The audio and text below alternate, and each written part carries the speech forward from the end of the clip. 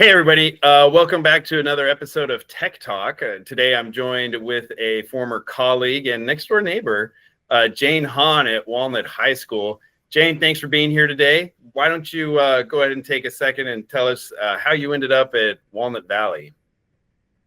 So it's been a while since my student teaching, but I did student teach here, not just at Walnut High School, but also at South Point Middle School. And then soon thereafter, the following year, I got hired at South Point, and then I was there for about 8 years, and then transferred over to Walnut High School. And now this is my 20th year at the site. So 28 altogether. I was a math teacher. See how quick I did that? Yes.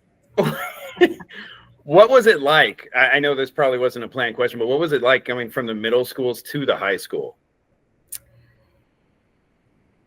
It's like comparing apples and bananas in terms of not even oranges because they're the same shape. The focus is very different. The middle school, a lot of it was social needs, social development, less academic in my experience. Although that is what you try to focus on with the students in addition to their social needs. And I think we all know it's the puberty and development, the hormones and things of that nature in their environment. And then at the high school, depending on the grade level, a lot of students in the junior and senior years are more focused about the future. So they're more prepared to work hard or to graduate high school. Really, the reality is to graduate high school. Freshmen and sophomore students are still trying to find their way and transition to the high school lifestyle and expectations to try to meet or exceed not just the academic rigor at Walnut Valley, but also the social components as well, and also like the time management piece. And we see a lot of development, a lot of growth, especially the summer from freshman to sophomore year, and then definitely a lot more development in the summer from sophomore and junior year. Nice. I was always kind of curious. I don't know if I ever asked you that. One of my favorite things about having Jane across the hall from me, she would always come in, and before I started using any sort of technology, I just used whiteboard markers, and she would always come in and say, "Where's the color? Where's the color?" Because black erases better than blue and green. They don't leave any marks. And then when I started teaching with a tablet, I could color it all up, and she was happy with that. But the reason I have Jane on today is that I've always loved about Jane is that she's always wanting to do stuff with technology. I remember getting the Surface, I think it was a Surface 3 or 4 with you, getting the Microsoft adapter, you using that. So you've always been on sort of that edge of how to present material to your teachers, which I really liked. And so the district has these new products called Vivi adapters that kind of give displays. You're able to push your display wirelessly. No more plugging in. And so you were the first person I thought of at Walnut High School. It'd be great to try this out. So you've been using it probably for a couple months now. So I wanted to bring you on so you could kind of share your experience, pros, cons, what you like about it with everybody that's watching. So the floor is yours, Jane. Okay. Well, the first thing, so this has been not just Vivi, but the ability to use the technology and still be mobile. So with the Surface, the idea was that I could carry it around and walk around and take a look at what the students were doing, in addition to me being mobile, not being attached or tethered to my desk with my laptop. And the Surface did give you some mobility, but the reality is it was very heavy for me, and I'm a short person and I'm a small person. And the Surface, the hardware was very heavy for me, and I had issues with casting and mirroring. Even though I bought all that stuff, it just wasn't working for me. And so I just tabled it and I just want the routine. And then we heard about Vivi, and the one of the things that I also did was purchase a Chromebook that flips, and it's light. I actually, this is my second try at the Chromebook. So it does flip over. And the first one I bought, the screen was too large and it was a little bit heavy for me. So I went and got a second one. So this is my personal Chromebook. And then we went with Vivi, and after everything got installed, I have been tinkering with it. And I used to project with my LCD projector. However, the projector seems not as focused, or it's not as sharp now. And I have TVs now in my screen, or in my classroom, sorry, and I use that for projection, and the clarity with the televisions are so much better. It's just so much better compared to the LCD projector. And I am using Vivi to project everything, the videos, the DVD player, my movies that I show, or the YouTube clips or the Ed Puzzle clips, in addition to my Quizlet. Um, and what Vivi does is it consolidates a lot of the technology, like a document camera. I used to have that, and I would just annotate on a piece of paper and project that. Vivi does all that, and I can demonstrate all of that. It has a whiteboard, which is basically Jamboard that Google no longer uses. So I'm like, what happened to Jamboard? It disappeared on me. And so Vivi gives you the whiteboard. There's a timer, there's a clock for the kids to see a countdown. I know when I was in another classroom, someone had a Prometheus board, and they were able to do all of that as well. But I just thought, I don't have the room for more hardware in my classroom. So I just thought Vivi, that's connected to your display monitor, whatever you're using, is just, it's because small little tiny box. It's one of these boxes. Is just, you control it on your computer, and you get to do all these things that, one, the document camera to me was another cord. I have tons Well, of cords on my desk, on my floor. And I always ask Kevin when he was at the site, or other people, how to reduce the sheer amount of cords. And Vivi helped in that regard. I no longer use a document camera. I no longer have that one cord. And I have wireless everything now, because those cords are just, it was driving me crazy. yeah, I wish if I would have taken a picture of those cords, I would have inserted it. It was like a nightmare. I don't know if you guys could understand it. There were cords on top of cords, and it was funny is that she's like, no, I need this, because it was necessary for all the things you had. And so to know that this one product has kind of gotten rid of a lot of your clutter, I think is very useful knowledge for everybody out there. Yes, it's there's a lot in Vivi, in the small little box. There's just a lot going on there. Yeah. So, do you want me to share? Yeah, go ahead and just show everybody the interface, and some of the things that you like to use with Vivi. I've only done at the district, we have one set up in the annex, and I've just used it to mirror. But this product I really like, because when I set it up in probably September, it was very basic: share the screen and whiteboard and a timer. But I look at it now and I see all these different functionalities. So, if you want to share what you kind of use, that'd be great. Right. So the main thing I do use is the share screen. So whatever you want to share on your computer to the students, whether it's an LCD projector or a television, you just have to click on the share screen.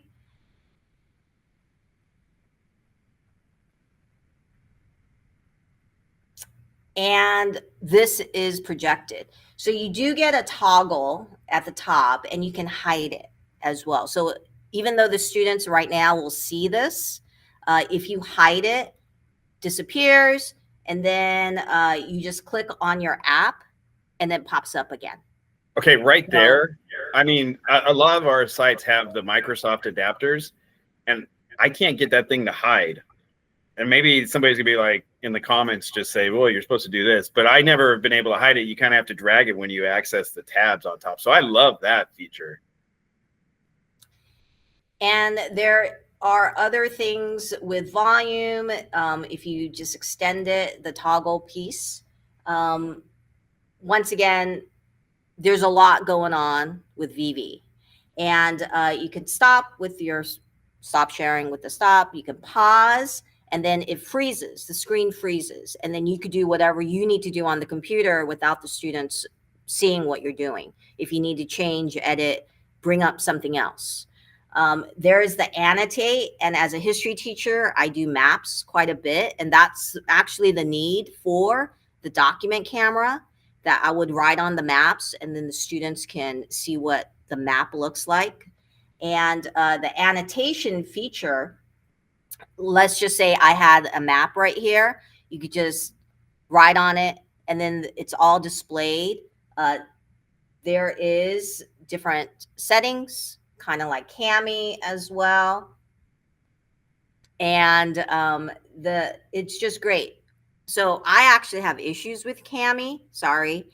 And I know Cami does a lot of stuff with the annotation. I'm just not, it's just not user friendly to me with Cami.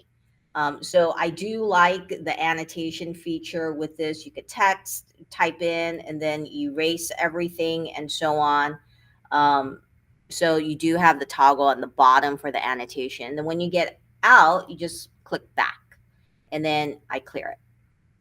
There is a whiteboard feature as well, and it is actually in the main menu feature. There is a whiteboard, and the whole screen becomes white. And then once again, math, whatever you need right here. And then you just click back. A lot of these features are pretty straightforward. It's not very confusing. If I can learn it, anybody can learn it, and that's like truth right there. I do like the clocks and timers. So there is different features, and this is what you're seeing on this screen is the controls of a teacher. But what's displayed is a timer or a stopwatch. You just have to set it, and then it says display timer, and then a timer is projected, and it takes up the whole screen. Now, there is a timer feature as well on the share screen piece. And what is shown there, you have a little clock right here. I'm sorry, right there, the timer. And it will, you have a choice of putting it on the bottom right, or I think it's the top left. So on the screen, there is a timer feature as well for with whatever you're projecting. And then play content. You could drop a video clip, and it'll play as well if you don't have a player of some sort. And there's just a lot going on. There's a poll section. You can have the students respond to a poll. There are maybe a little quiz that you can do as well. There's a lot of features. This wellness piece, I have not tried. I did look at it, but it seems like it's just calming you down. So maybe those students that need just the calmness as opposed to the high energy of the busy, of the stimuli, too much stimuli, you can do this for a little bit. Maybe you could do this before class starts. You know, we could install that in the stable for Drew. He could just have that played. All right. And then assessment, whiteboard. Most of the things that are on here I cover. And you just have to play with it and tinker with it and see what works for you in the classroom and how you teach.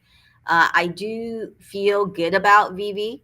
I do incorporate it every day in what I use for my teaching practice in all my classes.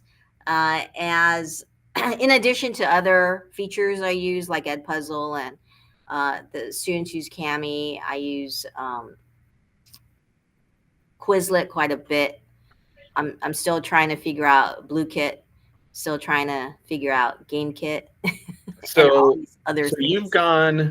you've gone from document camera, the Microsoft display adapter, probably back when you started just using the whiteboard and the pull down maps. Um, Overhead transparency. Forgot the Larry Taylor special. Mm-hmm. Where does Vivi rank in those?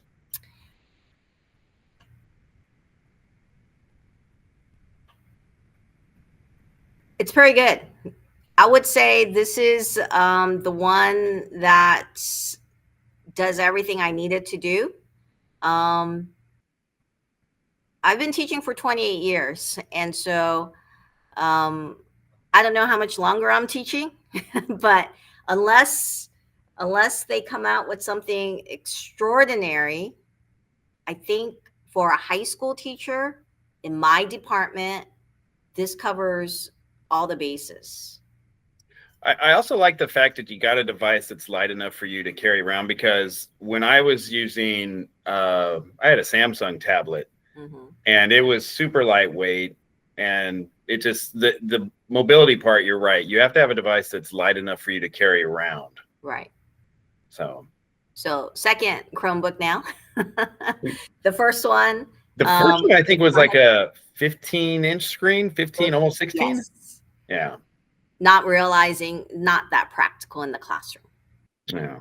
So yeah. My tablet I think was like 12 inches. So super light, super easy to move around. Okay, Jane, we really appreciate you sharing. I've been looking forward to this one. Now, since I've known you for so long, I know that you travel and you like to camp and all this stuff. And so I was like, I'm going to give her a camping question. I'm like, no, I'm not. I'm going to say, because you have young kids and you did the Disney thing, what is your, we'll go two parts here. What's your go-to Disney movie for your kids? And then what's your favorite? Because as a parent, you sit there and watch all the movies too. So you get a favorite. So right now, we're into Cars because of my son. And I do have issues with Cars too. It's a bit violent. My son's 6 years old, and it's a spy movie. Jane, it's not violent. It's not good. It's not a good movie. For that age level is a little too much. But the driving, all of that is fine. The life lessons that Disney has in the script, it's great. I would rethink about Cars 2 though. So right now that seems to be the trend with my son. My girls, who are 9, they're learning everything and anything. And oh my goodness gracious, they're growing so fast. So right now, the big thing is Inside Out. Oh. Not 1, but 2. Second one? I haven't seen the second one. The first one was better than I thought it would be. So a lot of teenager stuff. And I'm like, why? Why are we in that realm right now? Which one do you like to watch? For Disney, I do like Moana. The first one. I haven't seen the second one. Not a big fan of the second one. Jane, first one, I like it. There's no way that it's worse than Cars 2. Cars 1 was great, and then Cars 2 was bad. I haven't seen the second one. Aubrey wants to see the second one. Well, I think it's hard. Well, okay, for me, it was the music. So I love the music in Moana. Moana 2, the music is, it's not as catchy, Okay. I would say. And I think you just have to like, it needs to grow on me a little bit more. At first time watching it, only time watching it, I like the first one better. I didn't have a problem with the first one. I got a lot of Little Mermaid vibes from it, you know, but whatever. I thought the lyrics were good. Moana 2, different lyricists, different people behind the scenes. Okay, So and Moana, I always say Moana. Moana 1, I remember the shiny song. yes. And then there was her like main song. I can't remember, but it was good. And that's all I remember.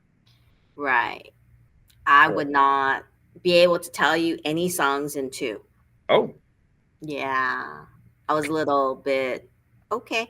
The storyline was fine. The storyline was fine. The songs not so much. Yeah, I don't have to go to theaters to see those movies anymore because my kids are a lot older. So, but eventually it'll stop. I mean, the worst movie I had to go see was the Chipmunks 3. There's like 5 songs in the first 10 minutes. I'm like, what am I doing here? Right. Well, anyways, Jane, I really appreciate catching up with you. Like I said, you were my next door neighbor for many years. I'm glad to get you on here. I knew you'd be great to talk about Vivi. So thank you again for joining us. And everybody, we appreciate you watching, and we'll see you next time. See ya.